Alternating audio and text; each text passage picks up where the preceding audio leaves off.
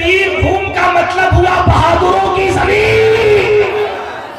اب پتا چلا اسے بیر بھوم کیوں کہتے ہیں. وہ بزدل بھومی کہیں اور ہوگی جہاں دادا محبوب ہوتے ہیں. وہی زمین بہادروں کی زمین ہوتی ہے. بہت اچھی تشبیہ ہے. واہ واہ واہ واہ. جہاں دادا محبوب ہو وہی بھومی پیر ہوتی ہے. اور جو بھومی پیر ہوتی ہے وہی تو غریب نواز کے قریب ہوتی ہے. اب سنو پورے بھارت میں حکومت کیسے. علامہ محبوب بہار صاحب میں آپ کی خصوصی توجہ چاہتا ہوں. کل کو ایریل والا کہے گا کہ چترویدی صاحب رات آئے تھے وہ کہہ کے چلے گئے پورے بھارت کے بزرگوں کی حکومت ہو رہی ہے.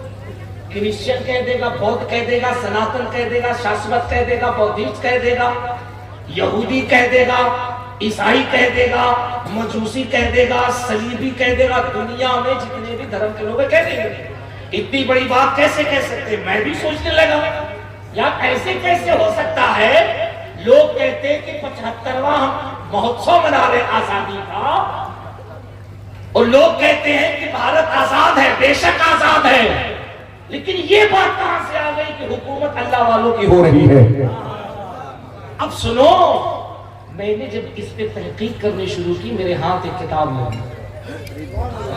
میں اپنے گھر کی بات نہیں بتا رہا. جب تحقیق کی تو ایک کتاب میرے ہاتھ لگی اور جب میں اس کو پڑھا تو یار دماغ حیرت میں پڑ گیا. اسی تمہارے کلکتے کی بات ہے جب انگریزوں نے ایسٹ انڈیا کمپنی کی بنیاد رکھی اور ایسٹ انڈیا کمپنی کے ذریعے سے جب انگریز بھارت میں حرکت کرنے لگے, جب یہ متحرک ہوئے تو انہوں نے سب سے پہلا جو ٹارگٹ کیا وہ ٹارگٹ مسلم کمیونٹی کو کیا اور کہا کہ ابھی ابھی مغلیہ دور کا خاتمہ ہونا ہے, ہماری انٹری ہو رہی ہے. اس وقت مسلمان بہت مضبوط ہے, اس کو سب سے پہلے ڈیوائڈ اینڈ رول کا شکار کرنا چاہیے, اس کے اندر پھٹ مت کرنا چاہیے, اس کو توڑنا چاہیے. کیونکہ مسلم کمیونٹی جب ٹوٹے گی تو ہم بھارت میں اپنی حکومت کو مضبوط کریں گے. اب اس کمیونٹی کو توڑنے کے لیے انہوں نے عجیب عجیب ہتھ کنڈے اختیار کیے. مولویوں کی خریداری کی, کتابوں کی خریداری کی, فتاوے خریدے اور عجیب عجیب نظریات عوام کو دیے. لیکن اے بھی بھوم کے گئیور سنیو, اپنے نصیبے پہ ناز کرو. اس نے کئی سال جب اپنے اس مشن کے تحت کوششیں کی اور جب کامیاب نہیں ہوا تو جانتے ہیں اس نے لاسٹ اپنا ججمنٹ دیا. وہ کہتا دنیا کی ہر قوم کو توڑنا آسان ہے لیکن مسلمان کو کبھی توڑا نہیں جا سکتا ہے. ہر کمیونٹی کو توڑا جا سکتا ہے لیکن مسلمان کو کبھی توڑا نہیں جا سکتا ہے. لوگوں نے کہا ایسا کیوں؟ کہا اس کی ایک بنیادی وجہ ہے, جس قوم کو توڑنا ہے اس کے سپہ سالار کو مار دیا جائے. جب سپہ سالار مر جاتا ہے, رہبر مر جاتا ہے, کمانڈر اور چیف مر جاتا ہے, جب اس کا قائد مر جاتا ہے, جب اس کا رہبر ختم ہو جاتا ہے, قوم پس مردہ ہو جاتی ہے, فوج سلنڈر کر دیتی ہے, جماعت ڈسمس کر جاتی ہے, لوگ بیک فوٹ پہ چلے جاتے ہیں. پھر حکومت کرنا آسان ہے تو اس کے لوگوں نے کہا ایک وکٹوریا کی اولاد ہو, بتاؤ پھر مسلمانوں میں یہ چیز کیوں نہیں آتی, ان کے لیڈر کو کیوں نہیں مارتے, ان کے پیشوا کو کیوں نہیں مارتے. اللہ کرے یہ اتنا تحقیقی اور معتبر جملہ میں سنیوں کے درمیان رکھ رہا ہوں, یہ اس جملے کی حفاظت کر لے پھر میں سمجھوں گا کیسی گفتگو سنیں گے. لوگوں نے کہا او وکٹوریا کی اولاد ہو, بتاؤ نا تم مسلمانوں کے رہبر کو کیوں نہیں مارتے, ان کے لیڈر کو ہلاک کیوں نہیں کرتے, ان کے کمانڈر اور چیف کو ختم کیوں نہیں کرتے. تو ہٹلر کہتا ہے it is clear to me that this statement must have come to Muhammad sallallahu alaihi wasallam from God Allah because almost all of this knowledge was not discovered until many centuries later. وہ کہتا ہے یار ہم اسے ماریں گے کیا, یہ عجیب مخلوق ہے, یہ عجیب قوم ہے, اس کا لیڈر, اس کا رہنما, اس کا کمانڈر اور چیف جب مر کے قبر میں جاتا ہے اور اپنی تربت میں آرام کرتا ہے, دنیا کی اکیلی قوم ہے جو اپنے لیڈر کو مردہ نہیں مانتی ہے بلکہ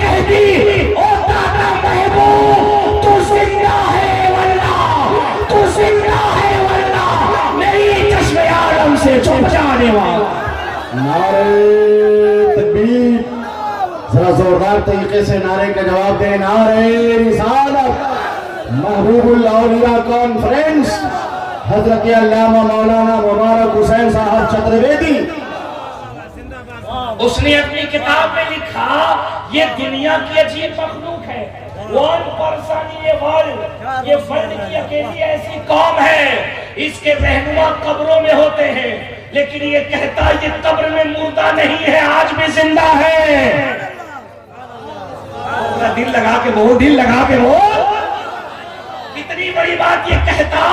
ہم تو سمجھتے تھے یہ قبروں میں چلے گئے مردہ ہے لیکن قریب سے قریب مسلمان کہتا ہے یہ جانے والا مردہ نہیں جیسے زندگی میں حکومت کرتا تھا موت کے بعد بھی لاکھوں کے دلوں پہ آج بھی حکومت کر رہا ہے. اور اسی حکومت کی نشانی ہے کہ جہاں ہزاروں کی تعداد میں مسلمان آئے ہیں وہیں ہزاروں کی تعداد میں ہندو بھی آتے ہیں, سکھ بھی آتے ہیں, عیسائی بھی آتے ہیں, بودھسٹ بھی آتے ہیں, کرسچنز آتے ہیں, بائبلز آتے ہیں, سناتن آتے ہیں.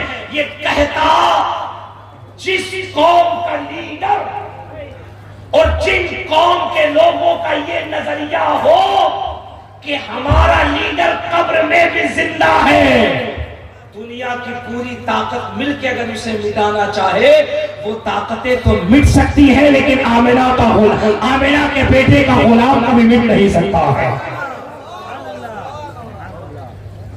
دنیا کی طاقتیں تو مٹ سکتی ہیں لیکن مدینے والے کا غلام کبھی نہیں مٹے گا کیونکہ مٹتا وہ ہے جس کا لیڈر مارا جاتا ہے اور مسلمانوں کا رہنما وہ ہے جو قبر سے اپنی قوم کی رہنمائی کرتا ہوا نظر آ رہا ہے, قبر سے رہنمائی کر رہا ہے. پیر بھوم کے لوگوں تم بڑے خوش نصیب ہو کہ اللہ نے تمہیں مسلمان بنایا اور پھر تمہیں سنی صحیح العقیدہ مسلمان بنایا. سنی صحیح العقیدہ مسلمان بنایا کیونکہ اسی عقیدے کے اندر تمہیں وہ عظیم شخصیتیں ملتی ہیں جن کی بارگاہ میں آج بھی بڑوں کے تاج جھک جایا کرتے ہیں. سرکار مجاہد ملت کی بات چلی تھی محبوب بھائی وہ شہنواز حسان نے شعر کہا تھا کہ مجاہد ملت پیدل تشریف لائے. میں ایک تاریخ مجاہد ملت کی بتاؤں اگر اجازت ہو. ارے کچھ تو بولو, ذرا ہاتھ اٹھا کے بولو یا رسول اللہ یا رسول اللہ. مجاہد ملت جن کو رئیس اڑیسہ کہا جاتا تھا نا, اڑیسہ کا رئیس کہا جاتا تھا. میں بہت حیرت میں پڑ گیا. آج پیسوں کے لیے لوگ نہ جانے کیا کیا کرتے ہیں نا, دین چھوڑ دیتے ہیں, دنیا میں مگن ہو جاتے ہیں, لیکن یار مجاہد بننا سب کے بس کی بات نہیں ہے. مجاہد کا نام لینا بہت آسان ہے لیکن مجاہد کا کردار اپنانا بہت کرنا بات ہے, بہت سخت معاملہ ہے. میں جب سرکار مجاہد کے حوالے سے پڑھ رہا تھا میں حیرت میں پڑ گیا. اب یہ بات علماء کے لیے ہے, ان کے توسل سے آپ سن لو. جب میں سرکار مجاہد ملت کو اڑیسہ کی ہسٹری میں پڑھ رہا تھا, اڑیسہ گورنمنٹ کی نگاہ میں جب مجاہد ملت کو میں پڑھ رہا تھا تو جانتے ہو بیر بھوم کے لوگوں, بنگال والوں, مجاہد ملت کے حوالے سے بنگال گورنمنٹ میں ایک تاریخ لکھی ہوئی ہے جو بنگال گورنمنٹ کے انکم ٹیکس ڈپارٹ ہے. اگر آپ کے یہاں کوئی بھی بڑا leader Sansad M L A ہو تو اس سے پوچھئے گا کہ تم اپنے یہاں کے بنگال کے وِدھان سبھا میں جاتے ہو اور وِدھان سبھا کے اندر جو انکم ٹیکس کے پرانے ریکارڈ ہیں ذرا اس ریکارڈ سے بتاؤ کہ اڑیسہ کی سرزمین پر اڑیسہ اسٹیٹ کے اندر ایک ذات رہتی تھی جس کو لوگ مجاہد ملت کہتے ہیں, اس کے بارے میں بتاؤ. تو اڑیسہ گورنمنٹ نے اس کو سیو کر رکھا ہے کہ جس وقت ہندوستان میں کسی کے پاس 100 روپیہ ہوتا تھا اسے سینکڑا کہا جاتا تھا.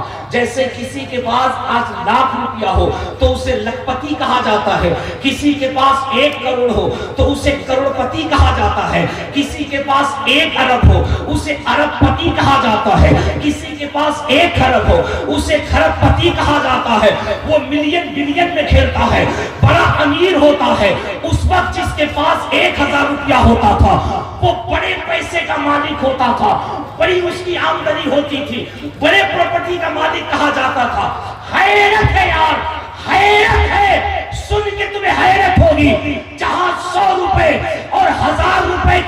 ویلیو تھی کہ جس کے پاس 1000 روپیہ ہو سماج میں لوگ اس کو عزت کی نگاہ سے دیکھتے تھے. اس دور میں ہر سال مجاہد ملت 1,00,000 روپیہ صرف اڑیسہ گورنمنٹ کو انکم ٹیکس کی شکل میں دیا کرتے تھے. اللہ اللہ اللہ نعرہ تکبیر. بھئی ایسی گفتگو ہو, ایسی پاکیزہ, اور ایسے آپ نعرے کا جواب دیں گے تو پھر کیسے خطاب ہو سکے گا؟ ہاتھوں کو اٹھائیے. نعرہ تکبیر, نعرہ رسالت, فیضان مجاہد ملت, محبوب الاولیاء کانفرنس, مولانا مبارک حسین صاحب چترویدی